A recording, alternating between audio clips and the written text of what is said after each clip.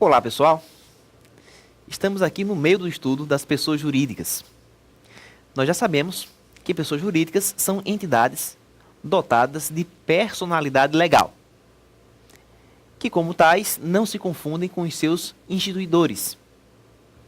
Também conhecemos a classificação das pessoas jurídicas, que podem ser de direito público externo, de direito público interno e de direito privado.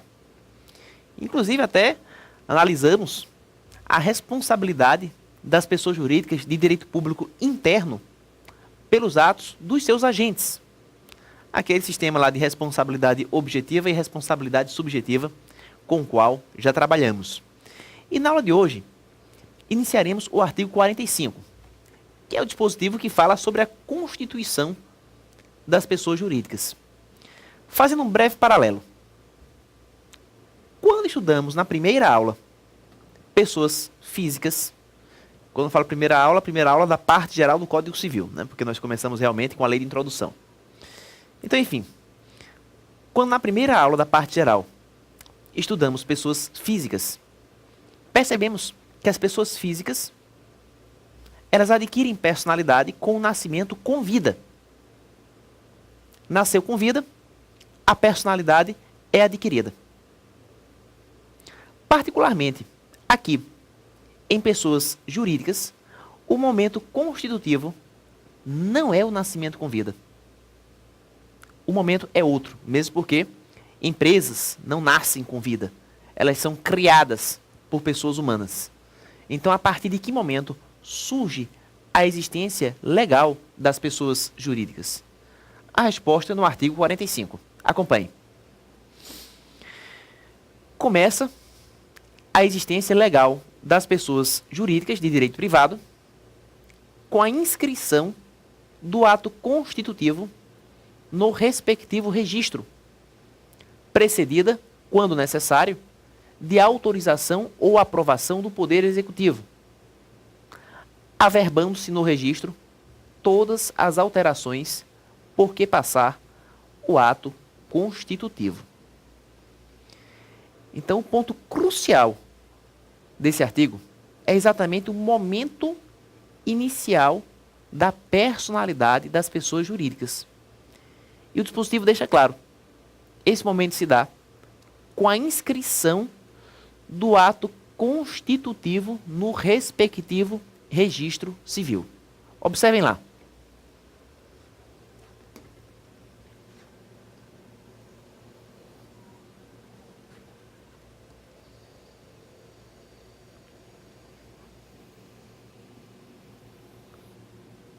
Pessoal, é nesse momento, é nesse exato instante da inscrição do ato constitutivo no registro que surge a personalidade das pessoas jurídicas. Então, as pessoas jurídicas começam não com o agrupamento dos interessados, não com o início das atividades, não com a abertura do estabelecimento, e sim com o registro, ou melhor, com a inscrição do ato constitutivo no respectivo registro competente. É nesse instante que as pessoas jurídicas saem do plano das ideias e se tornam uma realidade legal. Se tornam seres dotados de autonomia e capazes, assim, de participar plenamente das relações jurídicas. Percebam vocês que esse registro, que é o momento constitutivo das pessoas jurídicas, às vezes, eu disse às vezes, deve ser precedido de autorização ou aprovação do Poder Executivo. Está no artigo. Na parte seguinte, né, ele fala, precedida, quando necessário, de autorização ou aprovação do Poder Executivo. Realmente, certas entidades, para que possam ser constituídas, devem ter os seus atos constitutivos previamente autorizados pelo Poder Executivo. Querem um exemplo? Faculdades. Pessoal, eu não posso simplesmente me juntar a um colega e abrir uma faculdade e registrar essa faculdade em cartório. Não basta. Porque antes do registro acontecer, é preciso que o ato constitutivo dessa entidade passe pelo crivo do MEC. Então o MEC deve autorizar o projeto e indiretamente autorizar o ato constitutivo da faculdade que eu pretendo criar. E aí sim, somente após obtida essa aprovação do MEC, é que eu posso partir para o registro da minha faculdade no cartório competente. Estão percebendo? É um registro que deve ser precedido de prévia autorização do Poder Executivo. E aí, considerando-se que o registro formaliza a constituição das pessoas jurídicas, qualquer alteração posterior pelo qual o registro deva passar, deve ser averbada. A averbação, ela busca, assim, acrescentar informações. Ela busca introduzir alterações, de certa maneira, modificando aquilo que o registro, em sua feição originária, determinava. Daí a necessidade de se averbar, junto do registro, qualquer alteração por que passar o ato constitutivo da entidade privada. Interessante que o artigo 45, quando fala do início da personalidade em matéria de pessoas jurídicas, ele se centra apenas nas pessoas jurídicas de direito privado. Isto porque as pessoas jurídicas de direito público, elas são criadas em lei. Então, enquanto as pessoas jurídicas de direito público é a lei quem as cria, as pessoas privadas, elas se constituem a partir da inscrição do ato constitutivo junto ao registro civil competente. Acompanhe aqui no esquema.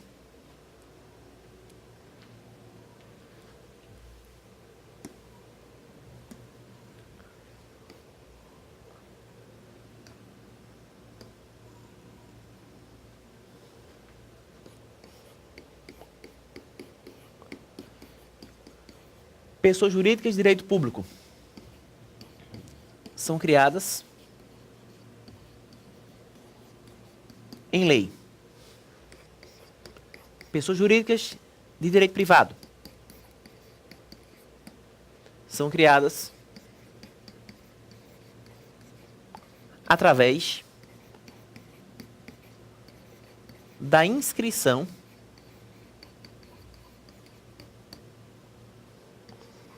do ato constitutivo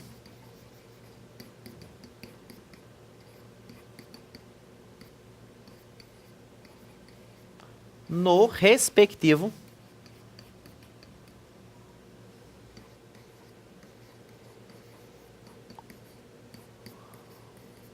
registro. E com isso, se observa uma importante diferença entre a constituição dos entes públicos e a constituição dos entes privados. Na sequência, parágrafo único. Decai em 3 anos o direito de anular a constituição das pessoas jurídicas de direito privado, por defeito do ato respectivo, contado o prazo da publicação de sua inscrição no registro. Vejam vocês que o parágrafo único está se referindo ao registro irregular, quando se registra uma pessoa jurídica de direito privado sem atender aos requisitos legais para tanto. Pessoal, registro irregular de pessoas de direito privado será sempre anulável. Então vejam vocês que a consequência da irregularidade do registro é exatamente tornar esse registro anulável. E o prazo decadencial para se propor a competente ação anulatória é exatamente este aqui, de 3 anos. 3 anos, que seria o prazo fixado em lei para se proceder à anulação do registro por defeito no seu ato, contando-se esse prazo a partir da publicação da inscrição junto ao registro competente. Acompanhe comigo no esquema.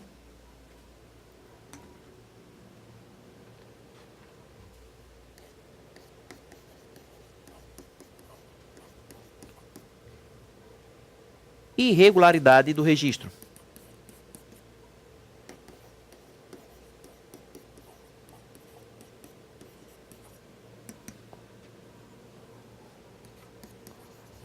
Torna o registro anulável.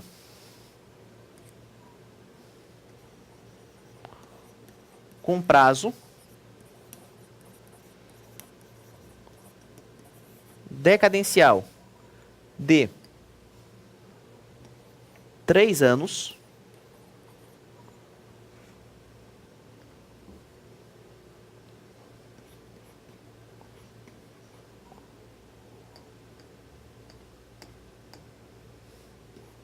contados da publicação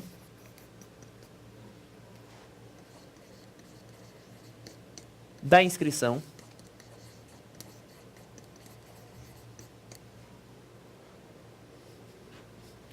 no registro.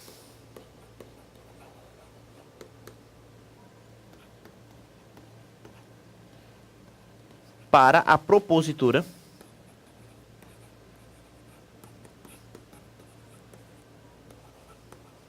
da ação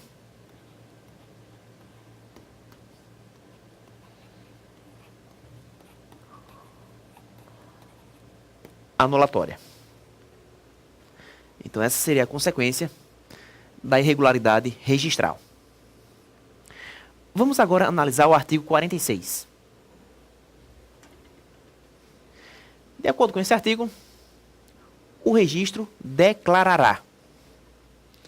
Portanto, é nesse artigo que vamos encontrar os elementos fundamentais que devem compor o registro das pessoas jurídicas de direito privado. Então, quando se abre uma entidade privada, registrando-se a mesma em cartório, esse registro obrigatoriamente deve declarar. Em primeiro lugar, observem, a denominação, os fins, a sede, o tempo de duração e o fundo social, quando houver. Então, toda entidade privada tem que ter uma denominação, um nome, a razão social. E a denominação, obrigatoriamente, deverá constar do registro. Mas, além da denominação, o registro também tem que declarar os fins. Para que tipo de finalidade essa entidade privada foi constituída? Se vai explorar um restaurante, uma escola, um armazém, enfim. A finalidade deve ser mencionada também no registro. Que menciona, de igual modo, a sede. Toda entidade privada tem uma sede. E nós veremos depois, lá em domicílio, que é na sede da entidade que se centra o seu domicílio.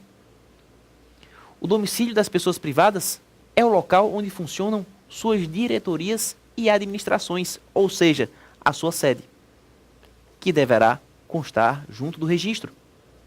Além disso, o tempo de duração. Com relação ao tempo de duração, a grande maioria das pessoas jurídicas de direito privado tem duração indefinida. A pessoa abre a empresa sem pensar em quando ela vai terminar.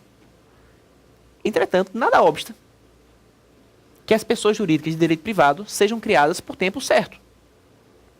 Por exemplo, eu abro uma fundação e coloco no ato constitutivo que essa fundação perdurará durante um decênio, durante 10 anos. Quer dizer, findos aqueles 10 anos, a fundação se extingue, face ao tempo de sua duração. E, finalmente, o fundo social, quando houver. Por que quando houver? Porque nem toda entidade possui fundo social. Tome como exemplo uma associação. A associação pode ser constituída sem patrimônio algum, sem sequer possuir uma sede. Por isso, quando houver fundo social, se houver fundo social, ele deve ser mencionado junto ao registro. Então, são essas as exigências formuladas pelo inciso 1º. Na sequência, inciso 2º. O nome e a individualização dos fundadores, instituidores e dos diretores. ou seja, aqueles que comandam a empresa, aqueles que a constituíram, que a dirigem, deverão ter os seus nomes mencionados junto ao registro. Então, o registro declarará o nome dos fundadores, instituidores, bem como dos diretores. Além disso, inciso terceiro, o modo por que se administra e representa, ativa e passivamente, judicial e extrajudicialmente. Então, o registro também deve mencionar essa característica, a forma de administração da pessoa jurídica. Tanto a administração interna, como a administração em suas relações com outras entidades. Também deve-se mencionar o modo pelo qual essa pessoa jurídica é representada, o modo pelo qual ela se faz representar nas relações, quer ativa, quer passivamente, quer judicial, quer extrajudicialmente. Enfim, no registro, todas as questões pertinentes à administração e à representação da entidade devem ser mencionadas. Inciso 4. Se o ato constitutivo é reformável no tocante à administração e de que modo? Então, aqui nós estamos nos preocupando com as condições para eventuais alterações do modo de administração. Quais são os quórums? Quais são as deliberações necessárias para que se reforme o estatuto no tocante à diretoria, à gestão da empresa?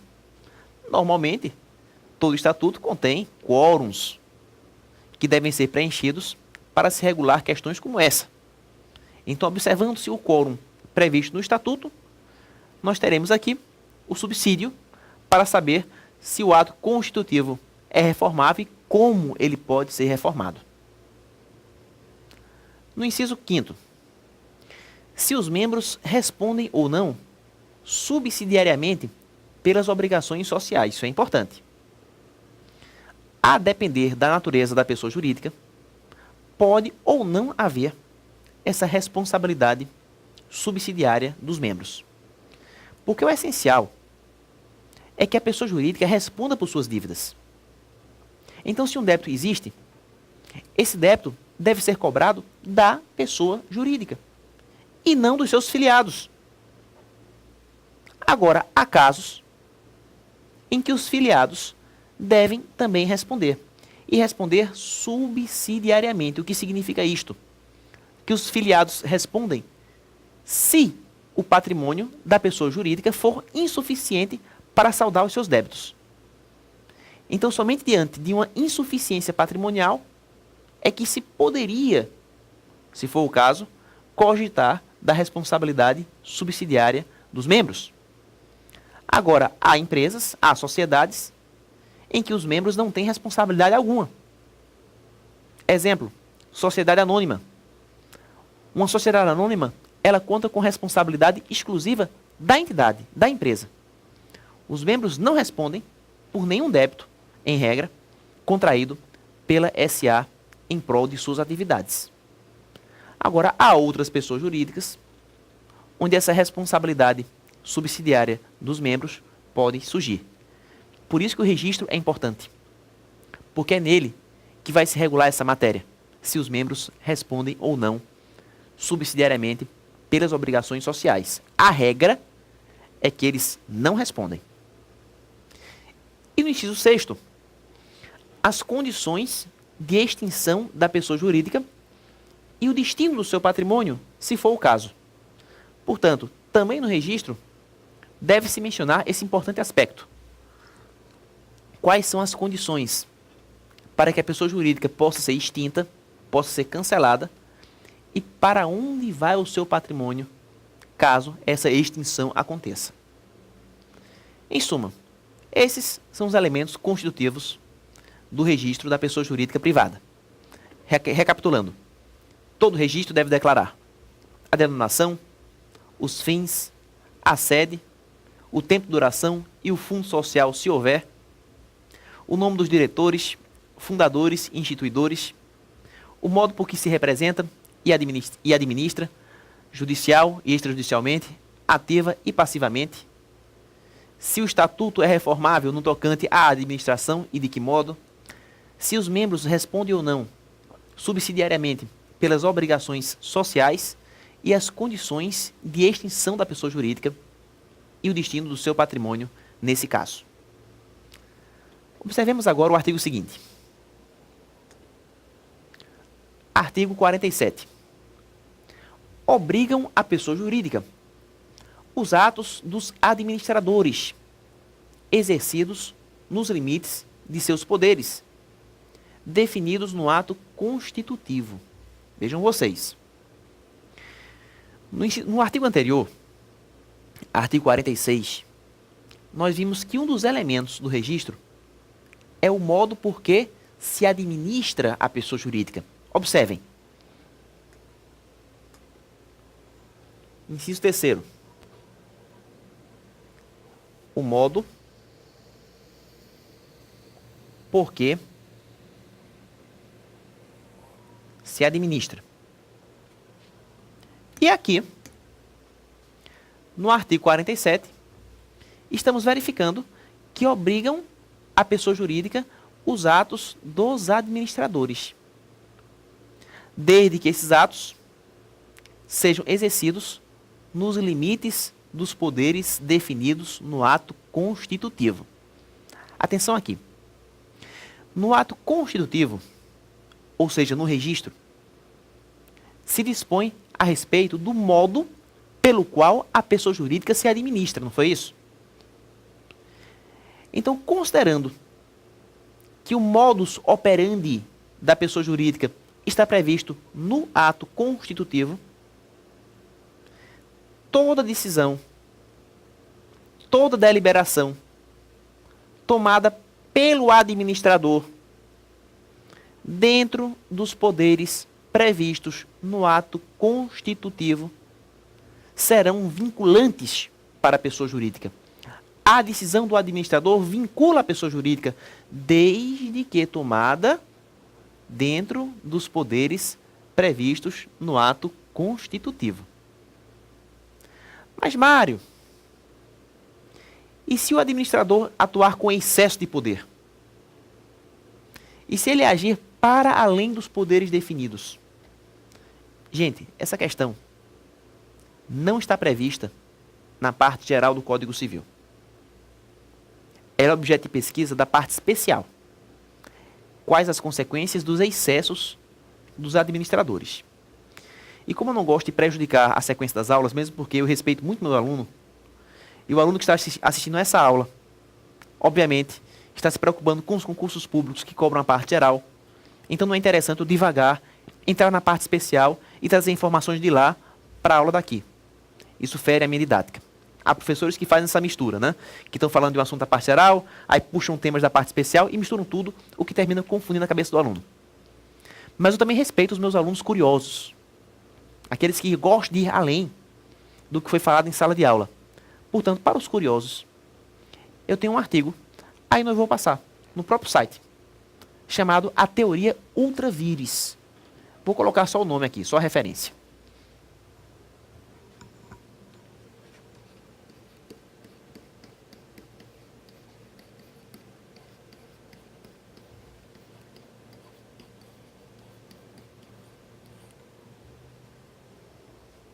Então vocês baixam esse artigo, imprimam, leiam e releiam, se for necessário, que vocês vão ter acesso a essa importante informação.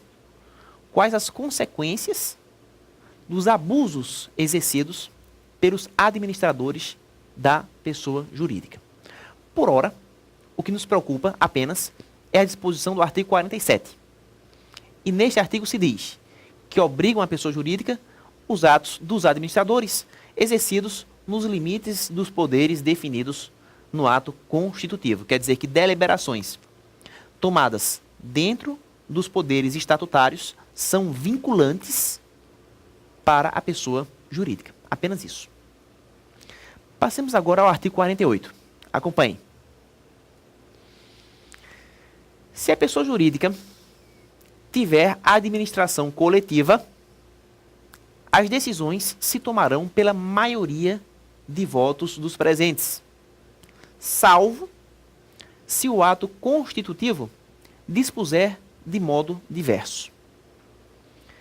Nada impede que a diretoria da pessoa jurídica seja coletiva, seja formada por uma pluralidade de membros. Então nós podemos ter uma diretoria singular, onde só uma pessoa responde pela gestão, como também podemos ter uma diretoria coletiva, quando mais de uma pessoa se reúne para assumir a gestão da pessoa jurídica. Então aqui no artigo 48, estamos nos preocupando com pessoas jurídicas com administração coletiva, com a administração formada pela pluralidade de diretores. E nesse caso, qual o quórum para que essa diretoria possa deliberar? Pessoal, se existe uma pluralidade de diretores, o quórum para as deliberações será aquele previsto no Estatuto. Então compete ao Estatuto, ao ato constitutivo, que é o mesmo, fixar o quórum das deliberações. Se vai ser maioria simples, se vai ser maioria absoluta, se vão ser 3/4, 3/5, quem diz é o Estatuto. Agora, se o Estatuto for omisso, se o Estatuto nada mencionar a respeito da administração, nesse caso, as deliberações se tomam por maioria simples, que seria a maioria dos votos dos presentes. Acompanhe aqui.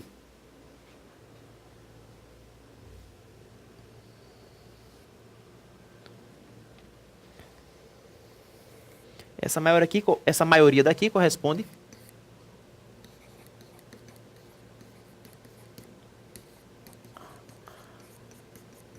à maioria simples. Logo, convoca-se uma reunião entre os administradores e, deliberando-se a decisão pela maioria dos presentes a essa reunião, é que será tomada a decisão referente à administração da pessoa jurídica. Isto se o Estatuto não dispuser de forma contrária. Logo, salvo disposição em contrário, as decisões serão tomadas por maioria simples, por maioria dos votos dos presentes. E aqui no parágrafo único, decai em 3 anos o direito de anular as decisões a que se refere esse artigo, quando violarem a lei ou o estatuto, ou forem eivadas de erro, dolo, simulação ou fraude. Quer dizer, qualquer decisão, qualquer deliberação que fere a lei ou que fere o estatuto, bem como que contenha vícios de erro, dolo, simulação ou fraude, serão essencialmente anuláveis. Anuláveis. Então, decisões que ferem a lei, que ferem o estatuto, ou que tenha vícios de erro, dolo, simulação ou fraude, serão anuláveis. E o prazo para anular essas decisões, o próprio dispositivo fala, é de 3 anos. Então, só para complementar aqui, essas decisões a que se refere o artigo são: